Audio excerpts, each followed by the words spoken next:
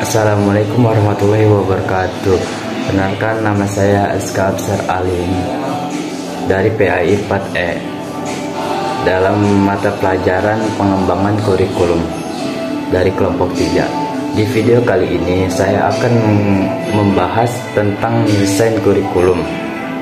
Baik, desain kurikulum yaitu ada pengertian desain kurikulum. Apa sih pengertian desain kurikulum itu?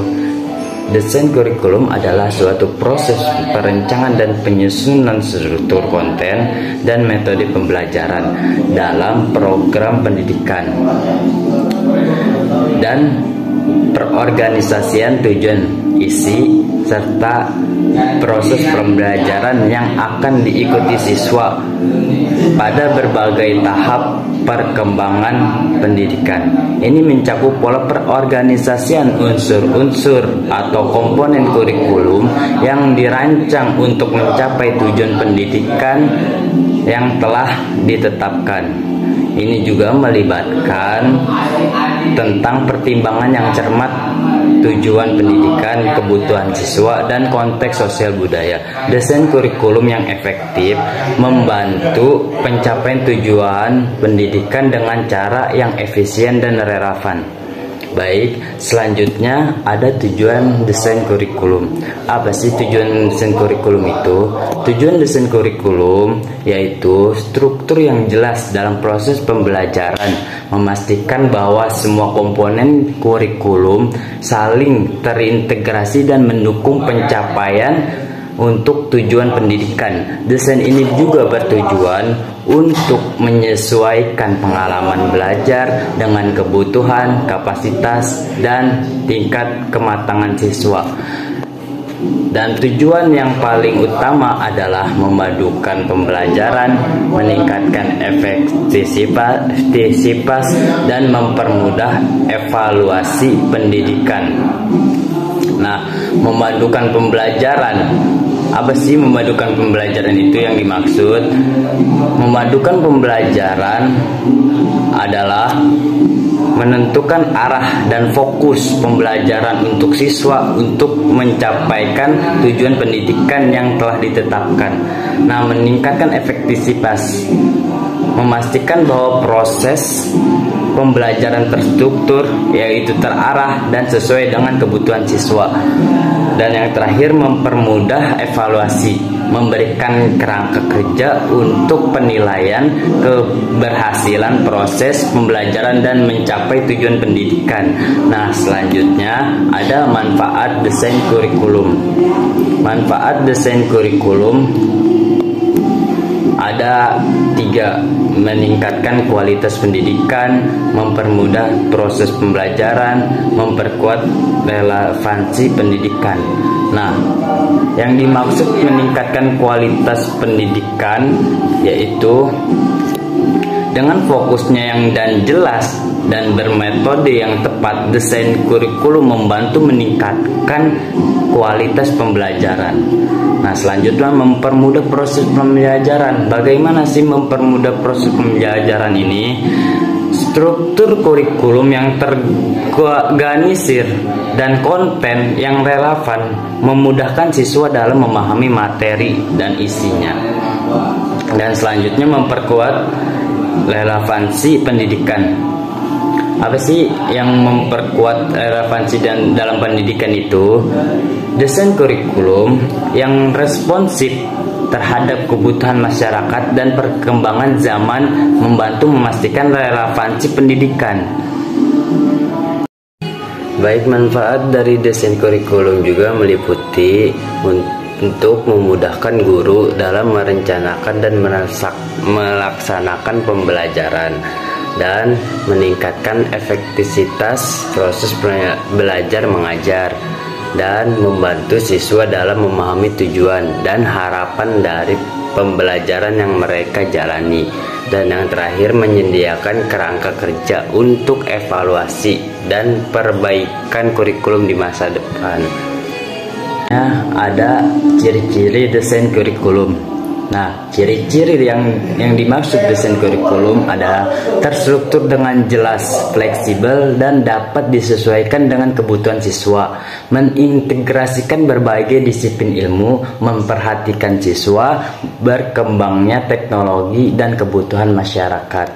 Nah, yang paling utama yaitu ada berpusat pada siswa, relevan, fleksibel, efisien, dan koherer. Nah, saya akan menjelaskan berpusat pada siswa. Apa sih yang dimaksud berpusat pada siswa itu? Berpusat pada siswa itu yang dimaksud memperhatikan kebutuhan siswa, minat bakat siswa, dan kemampuan siswa. Nah, selanjutnya relevan. Apa sih yang dimaksud relevan itu? Relevan itu yang dimaksud sesuai dengan kebutuhan siswa, konteks sosial budaya, dan pengembangan ilmu pengetahuan siswa. Baik, selanjutnya ada fleksibel. Fleksibel itu dapat diadaptasi dan dimodifikasi sesuai dengan kebutuhan dan perkembangan siswa. Nah, selanjutnya ada efisien. Efisien itu adalah memanfaatkan sumber daya secara optimal dan mencapai tujuan dengan efektif. Nah, yang terakhir ada koheren. Koheren itu terintegrasi dan saling mendukung agar elemen kurikulum berkembang. Baik, selanjutnya ada model-model desain kurikulum. Yang pertama ada subject constraint design. Nah, apa sih subject constraint design itu? Subject constraint design itu adalah suatu kurikulum yang diajarkan dengan mata pelajaran secara terpisah-pisah. Nah, terpisah-pisah ya, kurikulum yang jadi kurikulum yang bernama separated constraint curriculum. Nah, selanjutnya ada learner constraint design. Learner constraint design adalah pendidikan atau pengajar yang mengajar dan berkembang adalah peserta didik sendiri. Guru dan pendidik hanya berperan menciptakan situasi belajar mengajar, mendorong dan memberikan bimbingan sesuai dengan kebutuhan peserta didik. Nah, selanjutnya ada problem constraint design. Nah, problem constraint design ini adalah dimana dia dibantu dengan peranan masyarakat. Nah, ini harus berkembang dengan siswanya gitu. Jadi siswa ini harus ada dorongan dari masyarakat agar siswa ini berkembang dan mengetahui kurikulum yang dikerjakannya. Baik, selanjutnya ada model-model desain kurikulum yang terdiri dari subject constraint design dan learner constraint design dan problem constraint design. Apa sih yang dimaksud dengan subject constraint design itu? Desain yang berbasis subjek, fokus pada pengajaran mata pelajaran secara terpisah. Contohnya, kurikulum yang mengajarkan matematika, sains, dan berbahasa secara terpisah. Selanjutnya ada learner constraint design. Nah, sedangkan learner constraint design adalah desain berbasis siswa, mengutamakan kebutuhan dan minat siswa. Contohnya, pembelajaran berbasis proyek di mana siswa memilih topik yang mereka minati. Nah, selanjutnya yang terakhir ada problem constraint design.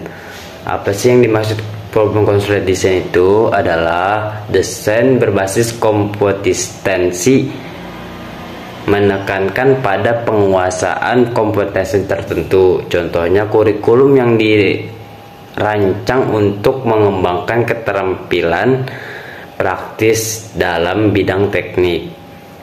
Baik, selanjutnya ada macam-macam desain kurikulum, yaitu yang terdiri dari kurikulum spiritual. Apa sih kurikulum spiritual? Kurikulum spiritual adalah materi pelajaran yang disajikan secara terulang atau berulang dengan tingkat kesulitan yang meningkat. Nah, selanjutnya ada kurikulum tematik. Materi pelajar yang disusun berdasarkan tema dan topik tertentu. Nah, selanjutnya ada kurikulum berbasis kompetensi. Nah, yaitu fokus pada pengembangan kompetensi siswa dalam menyesuaikan tugas dan masalahnya. Baik, selanjutnya ada kurikulum berbasis kompetensi. Fokus pada pengembangan kompetensi siswa dalam menyelesaikan tugas. Kurikulum berbasis mata pelajaran. Terstruktur kurikulum berbasis mata pelajaran yang diajarkan secara terpisah. Dan selanjutnya kurikulum berbasis kompetensi, menekankan pada pencapaian kompetensi tertentu yang harus dimiliki peserta didik. Kurikulum terpadu ada meningkatkan beberapa mata pelajaran dalam satu tema pembelajaran. Dan yang terakhir ada kurikulum berbasis peserta didik, penyesuaian dengan kebersamaan kebutuhan atau minat dan bakat dan potensi peserta didik. Baik, selanjutnya ada sifat-sifat desain kurikulum. Sifat-sifat desain kurikulum yang pertama ada berorientasi pada tujuan, memiliki tujuan yang jelas dan terstruktur. Nah, dan yang selanjutnya ada dinamis. Dinamis itu adalah desain kurikulum harus responsif terhadap perubahan dan perkembangan zaman. Dan selanjutnya ada sistematis. Sistematis itu adalah yang terstruktur dan terorganisasi atau terorganisir dengan baik. Selanjutnya ada terbuka. Terbuka adalah dapat diadaptasi dan dimodifikasi sesuai dengan kebutuhan. Dalam pandangan lain juga, sifat-sifat desain kurikulum yaitu meliputi dinamis, holistik, berorientasi pada hasil dengan tujuan. Nah, dinamis itu dapat disesuaikan dengan perubahan kebutuhan masyarakat yang berkembang ilmu pengetahuan. Nah, sedangkan holistik mengintegrasikan berbagai aspek pendidikan, termasuk kognitif, afektif, dan psikomotorik. Nah, selanjutnya ada berorientasi pada hasil dan tujuan, yaitu fokus pada pencapaian hasil belajar yang diinginkan. Baik, selanjutnya ada strategi pengembangan desain kurikulum. Strategi pengembangan desain kurikulum adalah menganalisis kebutuhan. Analisis kebutuhan itu adalah menekankan kebutuhan siswa, masyarakat, dan perkembangan ilmu pengetahuan. Terus perumusan tujuan, menekankan tujuan pendidikan yang ingin dicapai. Pemilihan konten, memilih materi pelajar yang relevan dan sesuai mata pelajaran. Pengembangan metode, memilih metode pelajaran yang efektif dan sesuai dengan kebutuhan. Dan evaluasi, menilai keberhasilan proses pembelajaran dan mencapai tujuan pendidikan. Pengembangan desain kurikulum juga meliputi melakukan analisis kebutuhan untuk memahami konteks dan kebutuhan siswa. Nah, dan menggunakan pendekatan kolaboratif dengan melibatkan guru, siswa, dan pemangku kepentingan lainnya dalam proses pengembangan. Terus mengintegrasikan teknologi dalam pembelajaran untuk meningkatkan keterlibatan siswa. Selanjutnya melakukan evaluasi dan revisi berkala untuk memastikan kurikulum tetap relevan dan efektif. Baik, yang terakhir kesimpulan. Nah, kesimpulan dari desain kurikulum ini adalah proses perencanaan struktur, konten, dan metode pembelajaran dalam suatu program pendidikan. Desain yang baik harus relevan, koheren, fleksibel, efisien, serta berpusat pada siswa. Dengan desain kurikulum yang efektif, pembelajaran dapat berlangsung lebih terarah, efisien, dan sesuai dengan kebutuhan siswa serta berkembangnya zaman. Berbagai jenis desain kurikulum seperti kurikulum spiral, tematik dan berbasis kompetensi dapat diterapkan sesuai dengan tujuan pendidikan. Pengembangan desain kurikulum harus dilakukan secara sistematis dengan mempertimbangkan analisis kebutuhan, perumusan tujuan, pemilihan konten, pengembangan metode, dan evaluasi untuk memastikan keberhasilannya kepada siswa. Baik, mungkin itu saja yang dapat saya berikan atau jelaskan di pembahasan desain kurikulum ini. Kurang lebihnya mohon maaf. Billahi taufiq wal hidayah. Wassalamualaikum warahmatullahi wabarakatuh.